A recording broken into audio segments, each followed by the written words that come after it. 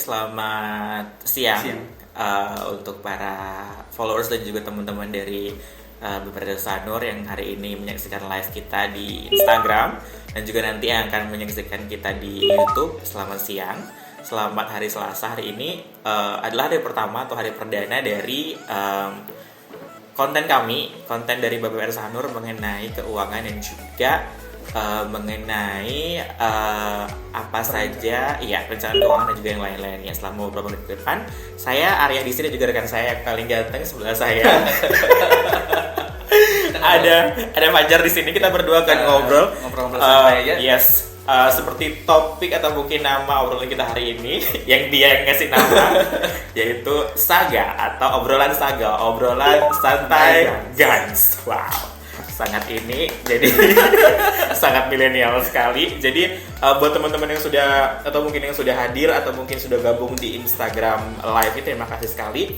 Dan yang belum bisa langsung masuk dulu, kita diskusi bareng di sini, ngobrol bareng di sini. Hari ini kita bakal bahas sesuatu yang mungkin kedengarannya gampang, sesuatu yang kedengarannya mungkin sepele, nggak usah dilakuin, tetapi ternyata itu penting banget loh dilakuin loh. Nah, kalau buat kalian yang belum mengenal hari ini, mungkin kita akan bahas selama beberapa menit ke depan, yaitu mengenai perencanaan keuangan.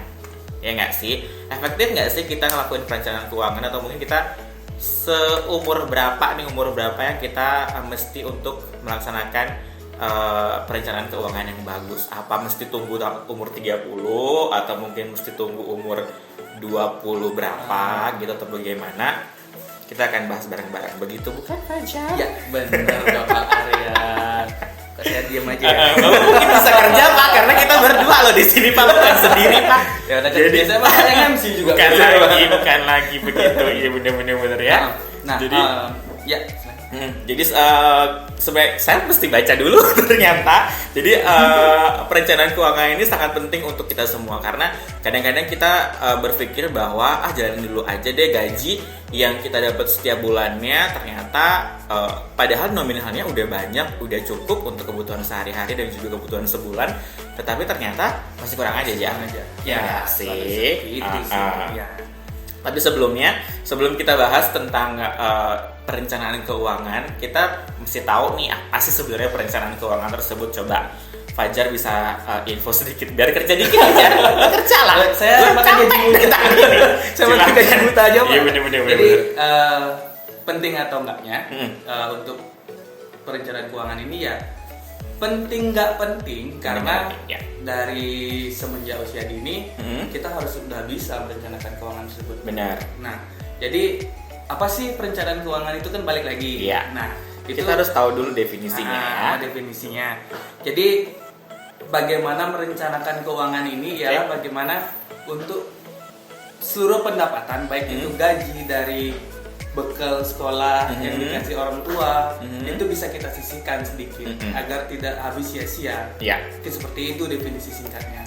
Ya, simpelnya seperti itu. Apa yang kita dapatkan setiap bulannya jangan sampai wasting, sia-sia tanpa ada tanpa ada hasil. Misalnya seperti itu ya, gampangnya seperti itu. Tapi belakangan ini apalagi di kondisi pandemik ini memang agak susah sih untuk merencanakan keuangan, tetapi bukan berarti tidak bisa begitu, tapi pasti bisa, tetapi memang posnya kita kurangin dulu. Nah seperti itu. Jadi financial planner ini penting banget, apalagi sekarang itu kalau misalnya nggak mau ribet, datang aja ke financial planner. Bayar kalau punya uang, bayar gitu, nggak apa-apa. Tapi kalau kalian masih merasa belum perlu orang untuk membantu, bisa kok dari internet udah banyak. Atau mungkin kalian yang paling gampang sebenarnya caranya adalah untuk kalian itu mencatat apa saja ya yang itu. Ya, kalau simpelnya sih kalau yang saya lakukan biasanya yaitu saya mencatat dulu nih berapa pendapatan tiap bulan, berapa penghasilan atau berapa income kita tiap bulan. Nah, setelah itu biasanya saya pribadi atau mungkin bisa dicontoh adik-adik itu langsung saya sisihin 30% untuk ke tabungan, investasi. Nah, itu sebenarnya tabungan itu nggak harus segitu. Sekarang kan kita bisa lihat berapa kemampuan kita. Nah, setelah itu baru 50% ke kebutuhan pokok seperti kebutuhan primer. Nah, yang 20% lagi baru saya sisihkan untuk keinginan saya. Ya, maklumlah masih muda. Happiness Pak. Itu penting ya. Jadi bukan berarti planning ini semuanya adalah untuk masa depan, semuanya untuk harus punya rumah di umur segini, harus punya ini, harus punya itu. Boleh iya, tapi kita juga harus ingat bahwa sekarang kita live in the present, bahwa semua hal yang kita inginkan juga boleh loh kita sesekali untuk penuhi, ingin kita laksanakan seperti itu. Nah, kalau tadi definisinya seperti itu gampang sekali. Tapi seperti yang sebelumnya juga susah atau gampangnya itu adalah depend dari kalian. Balik lagi dari kalian, apakah kalian bisa komitmen, karena ini adalah balik lagi komitmen ya. Bukan lagi kalau kita berkomitmen dengan diri sendiri aja nggak bisa, gimana kalian mau berkomitmen dengan orang lain? Ya kan? Ya nggak sih? Ya kan? Jadi yang paling simpel seperti itu, karena planning atau mungkin perencanaan itu berhubungan dengan komitmen. Bagaimana kalian bisa berkomitmen dengan apa yang kalian rencanakan, melaksanakan semua tersebut, dan nantinya akan menunjukkan hasil atau mungkin goalnya. Sekarang rencana keuangan itu bebas sebenarnya apa aja, goalsnya apa aja. Misalnya ada yang goals rencana keuangan itu dari untuk nikah, untuk beli handphone, itu bisa aja, itu semua bisa direncanakan. Bapak sendiri kan selalu beli handphone tiap bulan. Itu jangan disebut itu di live ini ya. Seperti itu. Jadi kita masuk langsung ke tujuan dari apa sih tujuan kita melaksanakan financial planner atau planning ini, atau tujuan perencanaan keuangan. Yang pertama, mungkin kita bisa bagi ke dua tujuan ya. Kita lihat dari jangka waktu. Pertama, jangka waktu yang rendah dan jangka waktu pendek dan juga jangka waktu yang panjang.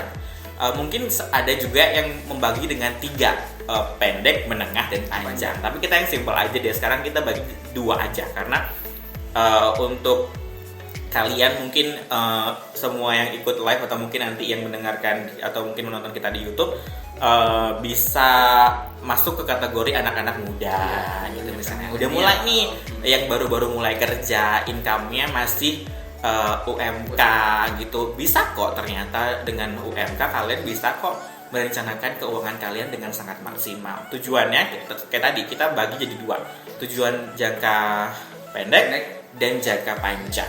Di situ ya, kalau di script based on script banget based on script, mohon maaf karena hari ini ditubi-tubi dengan berbagai macam kegiatan, tidak apa-apa, tapi kita tetap bisa live menemani Anda semua.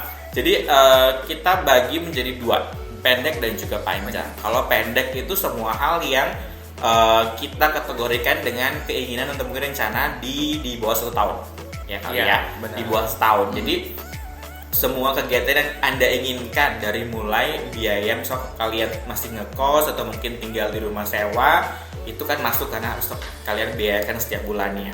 Untung-untung sekarang udah punya rumah atau mungkin masih tinggal sama orang tua, berarti cost of living-nya bisa diturunkan di situ. Terus, nah ini yang paling biaya darurat yang kadang-kadang memang dianggap sepele ya nggak sih? Dianggap sepele dan ya nggak banyak orang, tidak banyak orang yang melakukan hal tersebut. Nah, pada saat sekarang nih pandemi seperti ini, banyak orang yang kelimpungan karena tidak menyisihkan dana darurat tersebut. Jadi nah idealnya seperti yang banyak yang bertebaran di internet, Pak. Jadi dana darurat itu kan biasanya 3 kali gaji. 3 kali gaji? 3 kali lumayan juga ya gaji. Nah, tapi kalau melihat pandemi sekarang, kan kalau 3 kali gaji itu kan sama dengan 3 kali pengeluaran kita. Benar. Nah, itu kan udah lebih dari 7 bulan. 7 bulan. Nah, kita mungkin bisa merumuskan untuk dana darurat ke depan itu lebih sampai kapan nih pandeminya, misalnya sampai setahun, jadi dana darurat kita bisa kita kumpulkan sebesar itu. Tapi kembali lagi sih, kalau dana darurat kan emang peruntukannya hanya untuk sesuatu yang darurat, tidak ada planning seperti itu. Jadi besarannya kalian bisa sesuaikan sih. Kalau kalian merasa kalau dana darurat ini hanya untuk makan saja gitu misalnya, atau mungkin kehidupan sehari-hari saja, saya bisa dengan seperti itu. Tapi kalau kalian sudah apalagi kalian sudah membekali diri dengan seperti asuransi yang seperti itu, ya udahlah, untuk untuk masalah kesehatan sudah kalian berikan kepada asuransi. Jadi kebutuhan selanjutnya bisa masuk ke dana darurat. Tapi seberapa besarnya itu based dari diri kalian sendiri. Tidak bisa kita harus segini harus segitu, tidak bisa gitu ya. Lanjut, contoh yang jangka pendek lagi adalah mengenai pembayaran cicilan kartu kredit. Wow, ini mungkin terjadi di semua orang ya, karena kartu kredit itu menggiurkan. Jadi banyak promonya Pak. Nanti kita akan bahas tersendiri tentang apa itu kartu kredit mungkin ya, bagaimana cara menyiasatinya biar tidak terlalu seperti membunuh diri sendiri seperti itu. Dan juga, nah ini yang tadi Fajar bilang, pembelian barang-barang hobi atau mungkin pribadi ya kan sih. Jadi setiap bulan pastilah kita ingin memanjakan diri, seperti ingin beli konsol game baru, PS5 ya yang baru ya. PS5, Nintendo Wii, dan juga yang lain, handphone baru, rumah nggak usah terlalu gede, mungkin yang kecil-kecil aja seperti itu. Jadi ini masuk ke perencanaan jangka pendek. Jadi harus ada tuh pos-posnya sebenarnya. Nah, yang mungkin bisa masukkan ke jangka pendek adalah tentang budget traveling. Nah, jadi itu penting. Iya, traveling. Tapi tergantung sekarang travelingnya Anda kemana ya. Sekali lagi, kalau ya dekat-dekat doang, Indonesia, dekat-dekat Asia masih oke lah, bisa setahun. Tapi kalau misalnya yang nggak jauh, mungkin bisa agak lama planetnya ya. Terus ada juga, nah ini pernikahan dan juga perbaikan rumah yang kecil, jadi bukan yang major, renovasi kecil. Pengen beli sofa baru bulan depan gitu. Bulan ini kita sisihkan berapa juta untuk beli itu, seperti itu. Ya kan? Kalau masuk ke jangka panjang, kita masuk ke dana pensiun. Ini sebenarnya sekarang kita sudah pakai ini ya, pihak ketiga ya, BPJS Ketenagakerjaan. Tapi tetap juga. Nah, adanya dana pensiun ini sebenarnya itu agar menghindari generasi setelah kita tersandwich oleh kita. Jadi terhimpit, mereka harus generasi sandwich ya. Agak susah ya. Agak susah. Bisa dijelaskan dengan kata-kata manusia. Jadi mungkin generasi sandwich.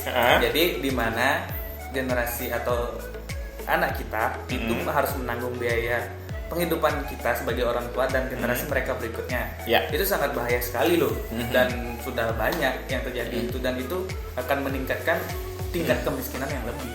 Dan beban mental yang mereka tuh lebih tinggi jadi. Karena kan dihidupi dengan enak di masa muda, ternyata pada saat berumur tidak bisa tidak bisa keep up dengan kehidupan yang sebelumnya. Lanjut, mungkin kalau tadi dana pensiun penting, jadi mulai sekarang buat teman-teman yang mungkin ngerasa saya masih umur 20, ngapain sih mikirin dana pensiun, salah loh ternyata. Kalian harus berpikir juga tentang dana pensiun di situ. Tapi kalau nggak mau ribet, mungkin bisa mencari pihak ketiga, which is yang sekarang kita gunakan di kantor di BPJS Sanur. Kita kebetulan bekerjasama dengan BPJS Ketenagakerjaan. Mereka yang mengurus untuk masalah tersebut. Selain dari kami di kantor memang ada kebijakan pensiun lainnya, ya. Terus untuk yang lainnya adalah pembayaran KPR. Ini yang buat ingin beli rumah, apalagi sudah mulai yang namanya sudah ingin berkeluarga gitu ya. Jadi sudah ingin punya rumah sendiri. Ya udah, sekarang mulai deh berpikir gaji seberapa. Kalau rumah KPR kan biasanya lebih dari 20 tahun ya, 15-20 tahun mungkin. Itu adalah masuk ke jangka panjang. Jadi kalian udah bisa setiap bulan saya dapat income berapa, terus harga rumah sekarang itu berapa, terus itu bisa dicariin skema kredit yang masuk akal seperti itu. Apalagi sekarang udah banyak banget yang ada. Terus ada juga tentang memulai bisnis.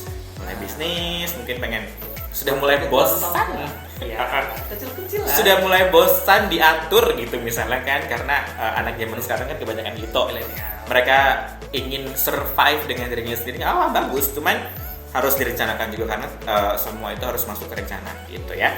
Dan yang paling terakhir mungkin berhubungan dengan tabungan anak-anak, karena anak-anak sekolah mahal sekarang.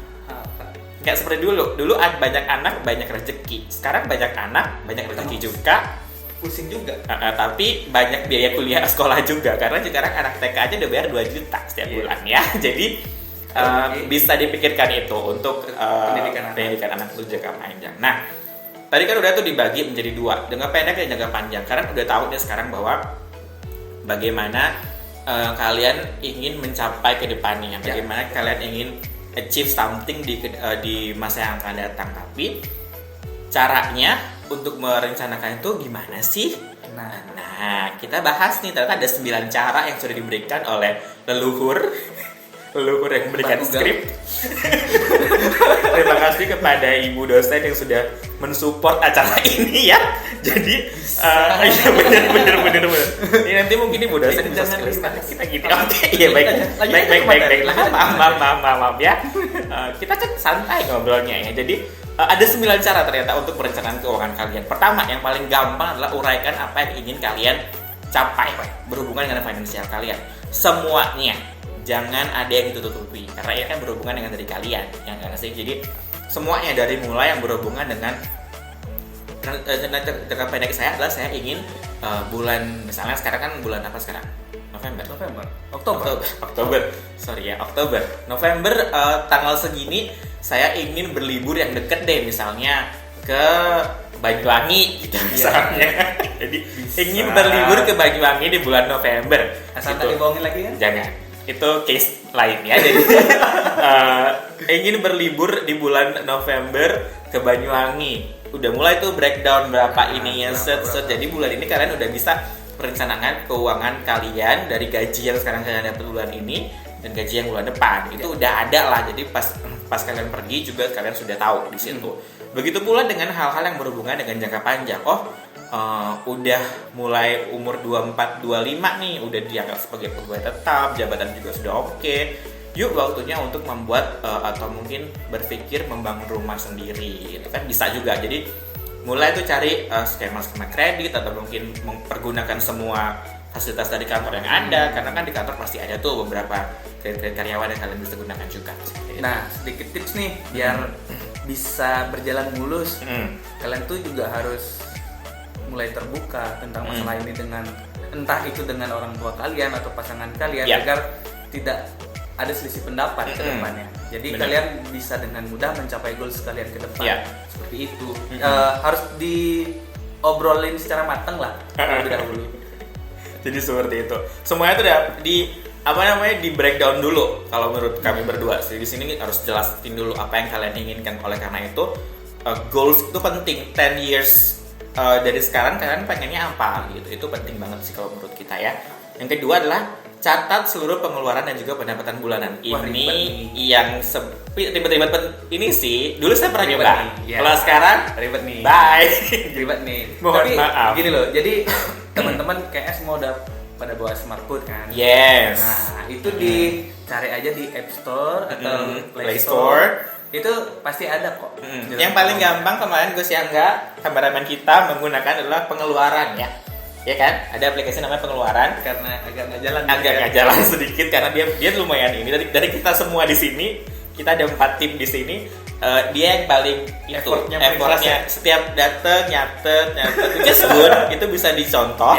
Jadi itu bisa di-download di pengeluaran gitu di Apple Store ya. App Store. Mohon maaf agak bodoh ya. Jadi seperti itu, mulai sekarang coba deh untuk melakukan hal sesimpel itu. Bukan berarti kalian harus setiap datang harus minta receipt langsung, ini nggak usah ribet gitu. Jadi pas kalian nunggu di kasir, kalian tinggal buka aplikasi, main handphonenya, kurangin ngecek Instagramnya 2 menit, tapi masukin ke pengeluaran itu kan masih bisa. Kan ya? Kalian nggak usah bawa buku kas kemana. Bener, capek. Saya ngapain? Beli nasi goreng. Capek ngapain? Yang penting kalian bisa highlightnya tahu. Iya. Income segini, breakdownnya segini itu yang paling penting karena jangan sampai income yang kalian sudah dapatkan itu ya terbuang sia-sia aja gitu. Ya, sian karena sudah bekerja sebulan full. Ini yang nomor 3 adalah dengan cara merencanakan untuk dana darurat. Tadi yang seperti Fajar bilang ya. Nah, dana darurat itu ya penting nggak penting. Iya benar. Kayak sebelumnya. Tapi ini akan terasa di masa pandemi seperti ini. Iya. Dimana kita sebelumnya belum punya simpanan sama sekali. Tiba-tiba, apalagi nih Bali yang terkena dampak paling keras kan. Iya, karena kan pariwisata ya. Juga kan, border pariwisata. Nah, itu setidaknya gini loh. Kenapa tadi saya ngomongnya 3 kali pengeluaran atau 3 kali gaji. Jadi selama 3 bulan itu kita harus survive dan harus bisa memikirkan apa yang kita bisa jadikan passive income. Gitu. Seperti jualan mungkin. Tiba-tiba banyak sekarang jualan online. Nah, bagus. Jadi sudah mulai tuh yang dulunya convert di zona yang mereka itu bisa berubah menjadi sesuatu yang ini. Jadi itu penting banget. Dan ke depan nih, setelah pandemi berakhir, mudah-mudahan cepat berakhir. Jadi misalnya kalau 7 bulan ya kita sebisanya siapin dana darurat selama 7 bulan. 7 bulan. Jadi iya sih. Jadi agar ya setidaknya kita harus bisa survive selama 7 bulan kan. Kalau melihat ini. Kira-kira. Balik lagi harus berkaca ke sebelumnya. Iya. Tapi kalau sekarang mungkin sudah melaksanakannya ya nggak apa, udah jadi pelajaran aja gitu ya. Lanjut, kita adalah ini yang paling penting dan mungkin menjadi himbauan untuk pembayaran utang sesuai dengan waktu. Nah, ini sebenarnya kadang-kadang yang menjadi luput di pemantauan kita karena kita berharap atau kita beranggapan bahwa udahlah nanti aja pas mepet-mepet baru kita bayar. Sedangkan itu juga menjadi sesuatu yang berdampak buruk terhadap diri kita karena kita harus, apalagi kalau misalnya telat, kita mesti bayar denda dan itu harus ada uang keluar lagi seperti itu ya. Jadi itu tolong untuk membayar hutang sesuai dengan waktunya ya. Ini juga bisa diambil backupnya dari dana darurat tersebut. Benar. Kalau misalnya kita udah punya simpanannya.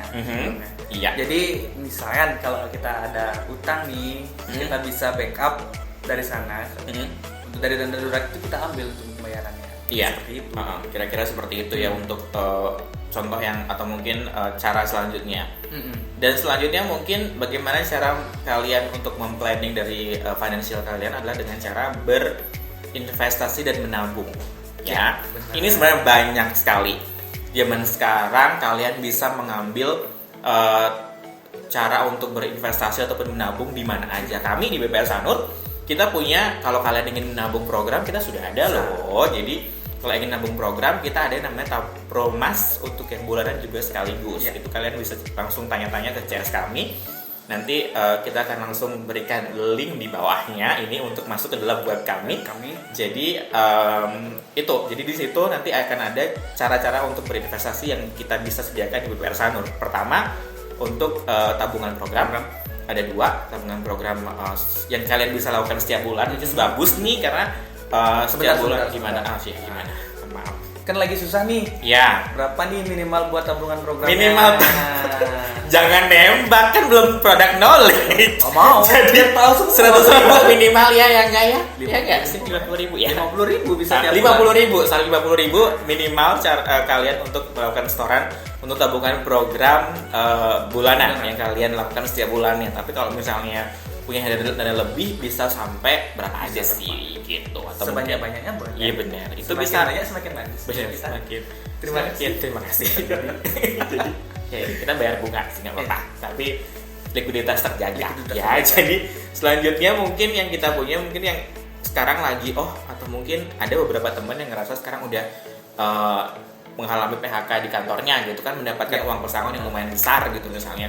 Daripada kalian diamkan di situ, mending yuk masukin ke bank berupa deposito karena bunga deposito yang kita berikan juga sudah sesuai dengan ketentuan yang ada seperti itu ya. Jadi sudah aman juga untuk menaruh uang di sini seperti itu. Masih di atas inflasi lah tepatnya. Benar. Kata-kata inflasi itu apa? Tanya ke dia, saya kurang ngerti. Nanti kita bahas. Bukan lagi. Tapi sebenarnya untuk investasi banyak banget. Kalau misalnya kami di BPR Sanur seperti itu adanya. Yang lain kalau di luar juga ada saham, ada reksadana, ada ini, ada itu. Kalian bisa cari di mana aja. Jadi itu bebas aja. Tidak ada yang namanya. Tapi kembali lagi, kita ingatkan bahwa investasi itu high risk high return gitu. Kalau kalian ingin yang mendapatkan profit yang tinggi gitu ya, pasti resikonya juga tinggi. Begitu pula sebaliknya, kalau kami di bank mungkin resikonya lebih rendah tapi profitnya juga tidak terlalu besar, tetapi masih tetap ada profit gitu ya.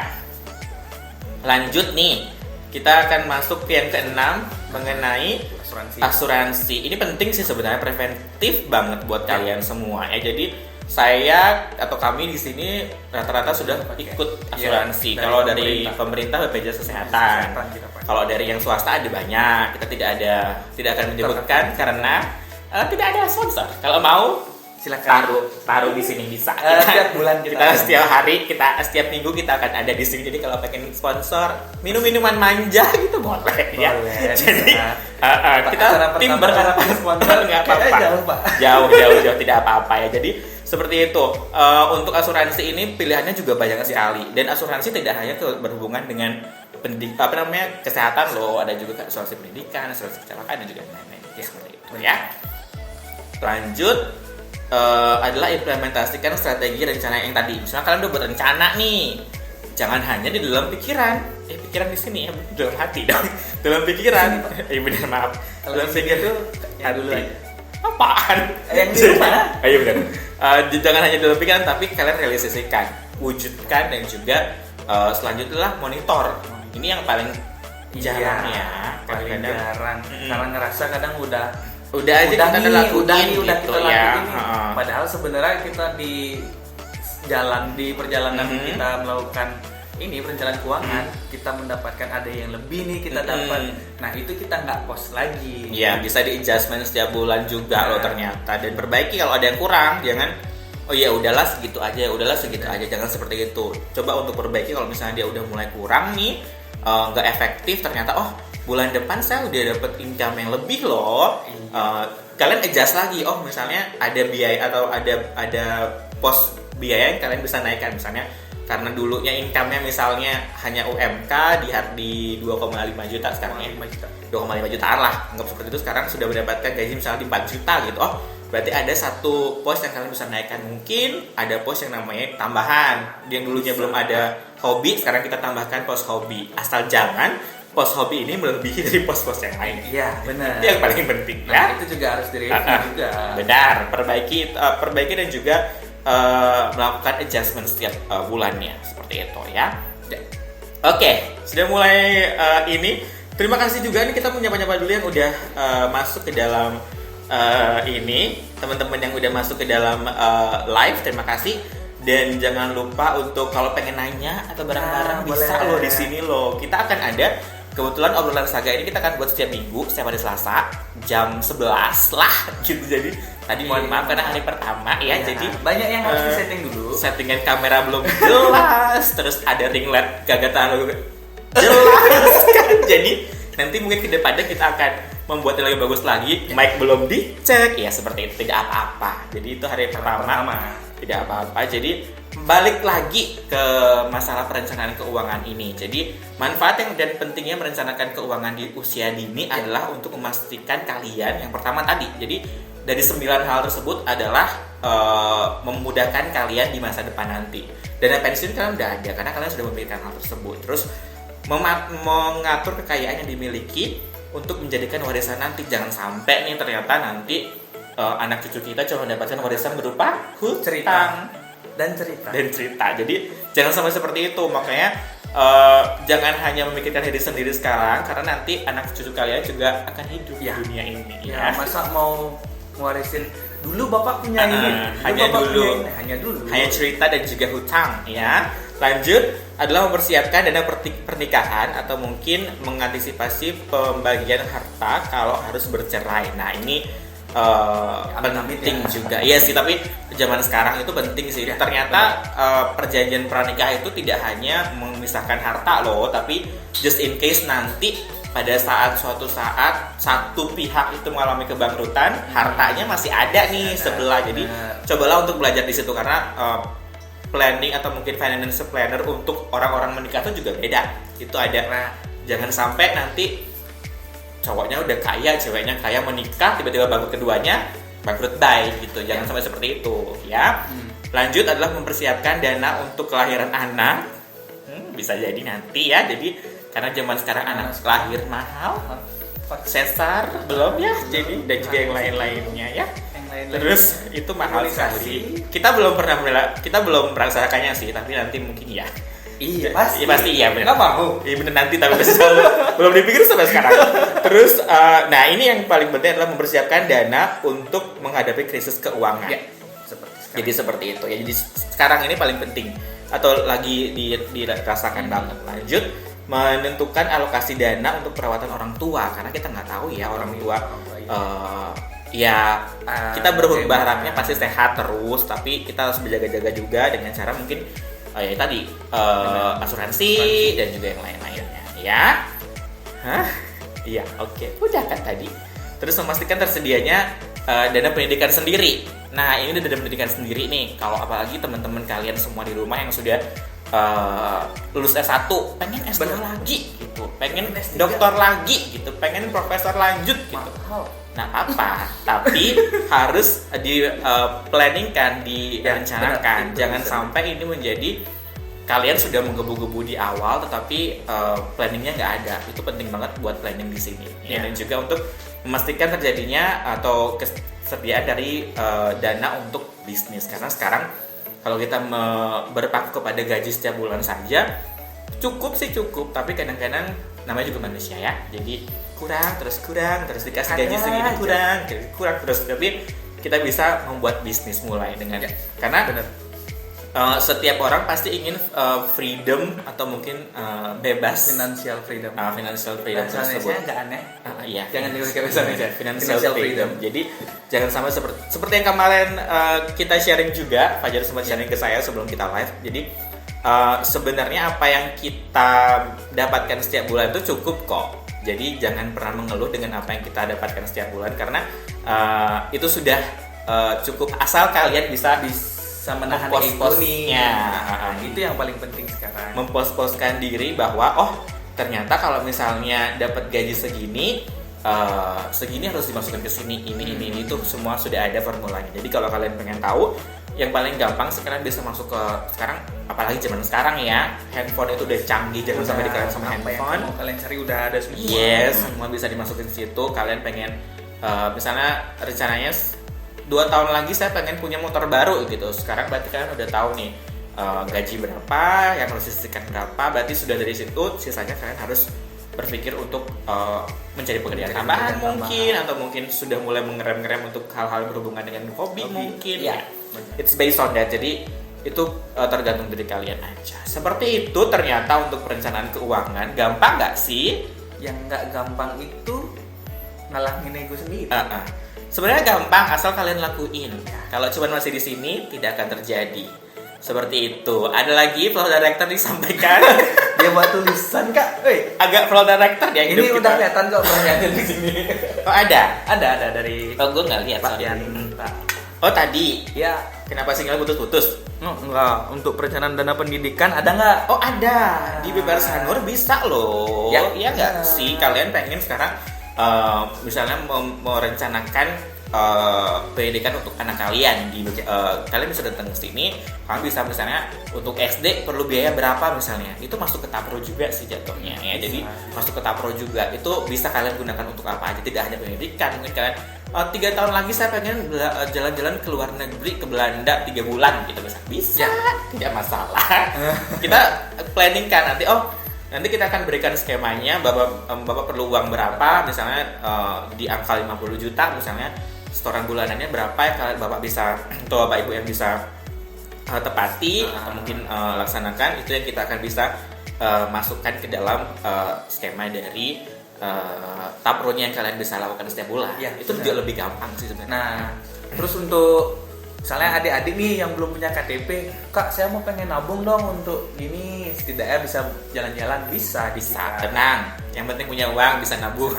Jadi buat adik-adik yang ini kita punya simple simple juga kita punya. Untuk simple adalah simpanan pelajar. Jadi adik-adik yang pengen melakukan nabung tapi belum punya KTP, karena kan sekarang kalau di bank-bank untuk pembukaan rekening harus ada KTP.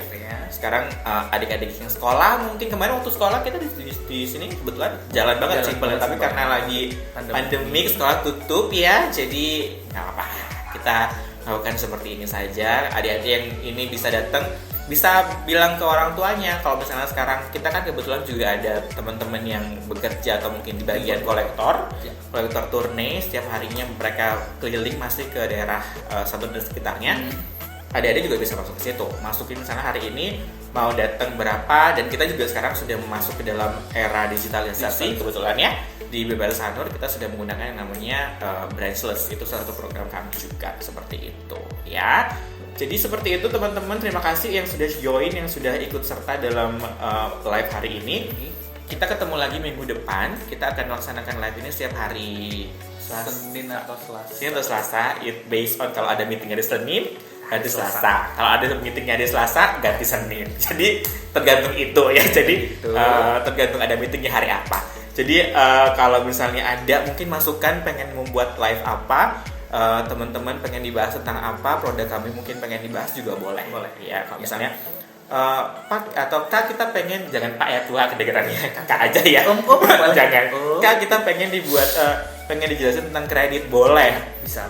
Kalau misalnya kalian pengen tahu masalah kami atau mungkin masalah dari tentang profil kami dan juga semua produk kami, bisa langsung kunjungi web kami di www.bprdesasanur.com. Agak bodoh, belum selesai. bprdesasanur.com. Bisa langsung kunjungi di sana. Semua produk kami ada di situ. Plus kalau kalian ingin langsung masuk ke dalam jadi nasabah gitu, pengen karena lagi males keluar gitu kan, lagi stay at home, jadi boleh di situ bisa diketik, nanti kita bisa telepon dari kantor untuk data selanjutnya. Seperti itu ya. Saya rasa itu aja dari Fajar. Ada lagi? Udah kok. Dari materi sudah habis sepertinya. Dari skrip udah habis. Tinggal putus-putus aja. Tadi mungkin di awal agak putus-putus, mungkin kedepannya kita bisa perbaiki lagi. Ya. Jadi itu saja dari kami berdua. Terima kasih atas atensinya. Mohon maaf apabila ada kesalahan. Selamat malam. Selamat malam. Mohon maaf. Ini kebiasaan syuting malam. Mohon maaf, kebiasaan syuting malam. Jadi selamat siang untuk semuanya. Jangan lupa makan siang, ini jam 12. Ya. Jadi silakan untuk menikmati santap siangnya. Kita ketemu lagi minggu depan di kesempatan yang sama juga. Mungkin ada bintang tamu nanti. Siapa tahu. Ya. Kita ketemu minggu depan. Atau nanti bisa di komen siapa bintang tamu. Mungkin ada siapa Syahrini gitu, bisa. Nanti kita telepon. Asal kalian bayarin. Ya, bisa. Kita ketemu lagi minggu depan kalau gitu guys. Selamat siang. Bye.